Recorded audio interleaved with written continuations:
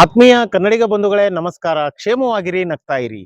ನಾನಿವತ್ತು ಅರಸು ಮುಟ್ಟದ ಗ್ರಾಮ ಎಂಬ ಗ್ರಾಮಕ್ಕೆ ಬಂದಿದ್ದೇನೆ. ಈ ಗ್ರಾಮಕ್ಕೆ ಈ ಹೆಸರು ಬರಲು ಕಾರಣವೇನೆಂದರೆ, ಹಿಂದೆ ಹೈದರಾಲಿಯ ಯುದ್ಧ ಸೈನಿಕರು ಈ ಗ್ರಾಮವನ್ನ ಮುಟ್ಲಿಕ್ಕೆ ಆಗ್ಲಿಲ್ಲಂತೆ. ಯಾಕಂದ್ರೆ ಇಲ್ಲಿ ಮಾಚಿ ಕಲ್ಲಮ್ಮ ಹಾಗೂ ಗೋಳಿ ಬೀರಪ್ಪ ಅಂತ ಒಂದು ದೇವಸ್ಥಾನ ಇದೆ. ಈ ದೇವಸ್ಥಾನದ ಗಡಿಯ ಭಾಗದಲ್ಲಿ ಬಂದ ತಕ್ಷಣನೇ ಆ ಸೈನಿಕರಿಗೆ ಕೈ ಕೊಳ ಅಂದ್ರೆ ಕೈಗೆ ಸಂಕೋಲೆಯನ್ನು ಹಾಕಿದ ಹಾಗೆ ಭಾವನೆ ಆಯ್ತಂತೆ. ಹಾಗಾಗಿ ಅವರಿಗೆ ಕೈ ಕಟ್ಟದಂಗಾಗಿ ಈ ಗಡಿ ಭಾಗಕ್ಕೆ ಪ್ರವೇಶನೇ ಮಾಡ್ಲಿಕ್ಕೆ ಆಗ್ಲಿಲ್ಲ. ಆ ಸೈನಿಕರಿಗೆ ಕೈಗೆ ಸಂಕೋಲೆ ತೊಡಿಸಿದ್ದರ ನೆನಪಿಗಾಗಿ ಇಲ್ಲಿ ಸಂಕೊಳ್ಳಿ ಎಂಬ ಒಂದು ಗ್ರಾಮವೂ ಸಹ ಇದೆ. ಇವೆಲ್ಲ ಕಥೆಗಳು ಇಲ್ಲಿಯ ಜನಮಾನಸದಲ್ಲಿ ತುಂಬಿಕೊಂಡಿವೆ. ಕಾಲಭೈರವನನ್ನ ಗ್ರಾಮೀಣ ಭಾಷೆಯಲ್ಲಿ ಗೋಳಿ ಬೀರಪ್ಪ ಅಂತ ಕರೀತಾರೆ, ಹಾಗೂ ಮಹಾಲಸ ದೇವಿಯನ್ನ ಮಾಚಿಕಲ್ಲಮ್ಮ ಅಂತ ಕರೀತಾ ಇದ್ದಾರೆ. ಇವತ್ತು ಇಲ್ಲಿಯ ಈ ಗೋಳಿ ಬೀರಪ್ಪ ಹಾಗೂ ಮಾಚಿಕಲ್ಲಮ್ಮ ದೇವಿಯರಿಗೆ ದೀಪೋತ್ಸವ ಕಾರ್ಯಕ್ರಮ ನಡೀತಾ ಇದೆ. ಹಾಗಿದ್ರೆ ಬನ್ನಿ, ಪುರಾತನವಾದ ಈ ಎರಡೂ ದೇವಸ್ಥಾನಗಳಲ್ಲಿ ನಡೆಯುವ ದೀಪೋತ್ಸವವನ್ನು ಹಾಗೂ ಈ ಅರಸು ಮುಟ್ಟದ ಗ್ರಾಮವನ್ನ ನೋಡ್ಕೊಂಡು ಬರೋಣ.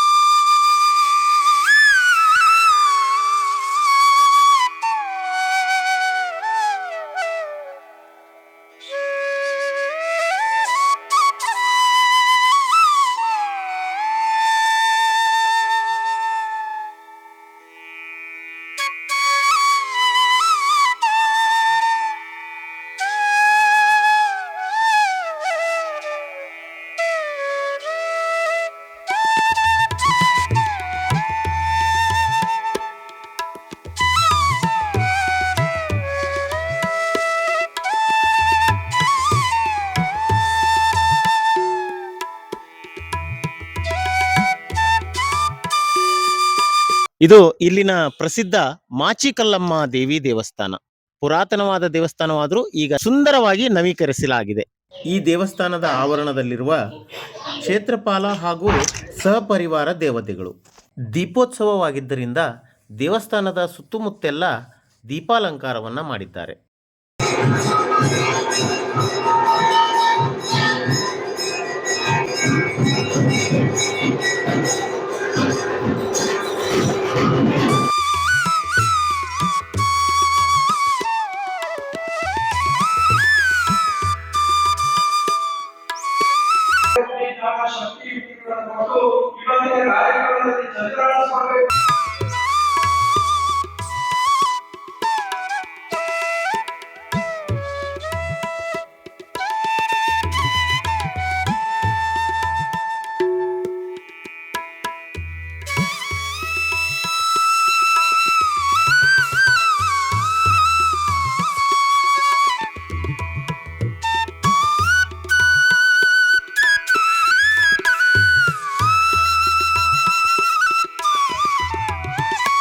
ಅರಸ ಮುಟ್ಟಿದ ಗ್ರಾಮ ಸಂಕೋಳಿ ಗೋಳಿ ಬೀರಪ್ಪ ಹೇಳಿ ಬಹಳ ಒಂದು ಶಕ್ತಿಯುತವಾದ ದೇವರು ಇದು.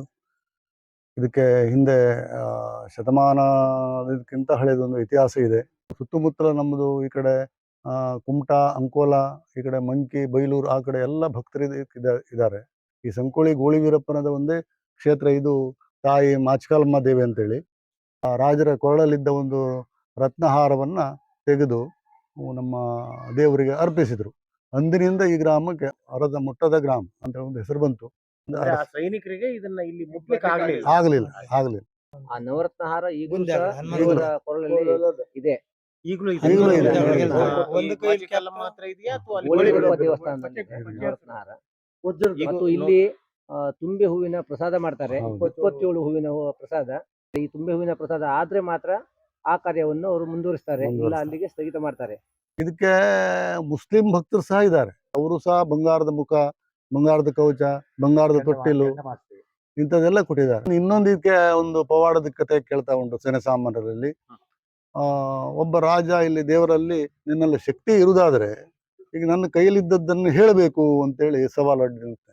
ಒಂದು ಕೈಯಲ್ಲಿ ಅವನು ಕೆಪ್ಪೆ, ಒಂದು ಕೈಯಲ್ಲಿ ವಜ್ರದ ಮಾಲೆ, ಒಂದು ಕೈಯಲ್ಲಿ ಇದು ಬಂಗಾರದ ಆಭರಣ ಇಟ್ಕೊಂಡಿದ್ದ. ಹಾ. ಹಾ. ಅವಾಗ ಇದನ್ನ ಈ ಕೈಯಲ್ಲಿದ್ದದ್ದೇನು ಈ ಕೈಯಲ್ಲಿದ್ದದ್ದೇನು ಅಂತ ಕೇಳಿದಾಗ ಬಲಗೈಯಲ್ಲಿದ್ದದ್ದು ಕೊರಳಿಗೆ ಹಾಕಿ ಎಡಗೈಯಲ್ಲಿದ್ದು ನೀರಿಗೆ ಬಿಡಿ. ಹಾ ನೀರಿಗೆ ಬಿಡಿ ಅಂತ ಹೇಳಿ. ನಿಮ್ಮ ಸವಿಸ್ತಾರವಾದ ಮಾಹಿತಿಗಾಗಿ ನಮ್ಮ ವೀಕ್ಷಕರ ಪರವಾಗಿ ಧನ್ಯವಾದಗಳು. ತುಂಬಾ ಧನ್ಯವಾದ.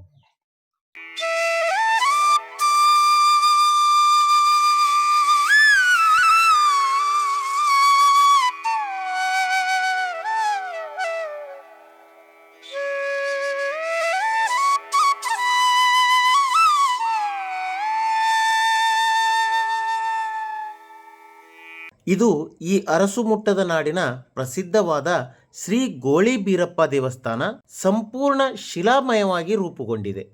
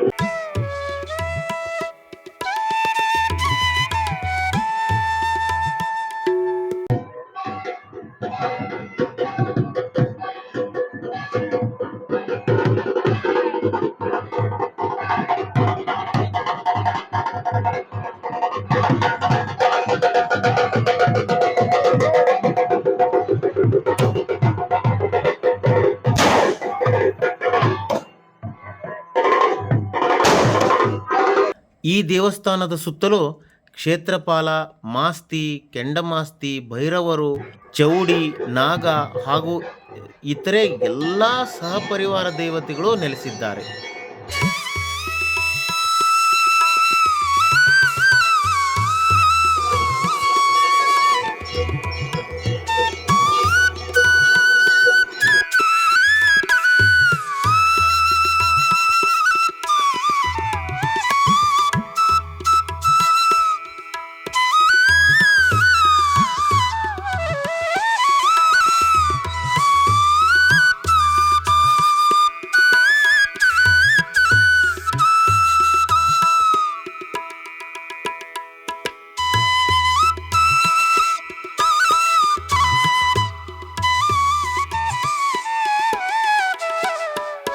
ಈ ವಾರ್ಷಿಕ ದೀಪೋತ್ಸವದ ಅಂಗವಾಗಿ ಜರುಗಿದ ಬೃಹತ್ ಕಾರ್ಯಕ್ರಮದಲ್ಲಿ ಮಹಾಪೂಜೆಯ ನಂತರ ಮಹಾ ಅನ್ನ ಪ್ರಸಾದ ವಿತರಣೆ ನೆರವೇರಿದ್ದು, ಸಹಸ್ರಾರು ಭಕ್ತಾದಿಗಳು ಸರತಿ ಸಾಲಿನಲ್ಲಿ ಬಂದು ಈ ದೇವರ ಪ್ರಸಾದವನ್ನು ಸ್ವೀಕರಿಸಿದರು.